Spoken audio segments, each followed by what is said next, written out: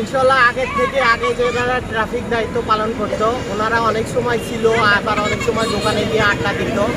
এখন আমাদের ছাত্ররা এই দায়িত্ব নেওয়াতে এখানকার জায়গাটায় অনেক জাম থাকতো, এখন আপাতত জাম নাই। আমাদের দায়িত্ব পালন করতেছি অনেক ভালোভাবে। ভালো লাগতেছে, দেশের জন্য কাজ করতে পারছি আমরা। আমাদের গাইবান্ধা সদর জেলা গভর্নমেন্ট স্যারের নির্দেশনায় আমরা গাইবান্ধা জেলার প্রতিটি ট্রাফিক জোনের মধ্যে আমরা দায়িত্ব পালন করতে পেরে দেশের জন্য কাজ করতে পেরে অনেক ভালো লাগছে।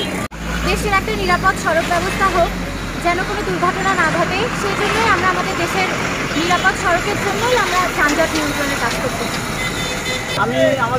আমরা দেশের জন্য কাজ চালিয়ে যাচ্ছি। আমরা সফলতা আনবো, বাংলাদেশের আমরা সফলতা আনবো, সেই চেষ্টায় আমরা ট্রাফিকের দায়িত্ব পালন করতেছি। আমরা সকালে এই 11টার সময় এসেছি, এখানে আসে তারপর থেকে আমরা ট্রাফিকের দায়িত্বগুলো পালন করতেছি।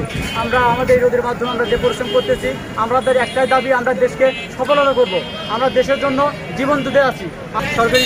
গাইবান্ধা সরকারি কলেজ এবং মহিলা কলেজ আমরা সমন্বয়ে কাজ করছি। তারপর আমাদের সরকারি কলেজের রোভার ইউনিটও আছে আমাদের সাথে। আমরা সমন্বয় করে গাইবান্ধা শহরের বিভিন্ন মূল পয়েন্টে কাজ করে যাচ্ছি ট্রাফিক নিয়ন্ত্রণে।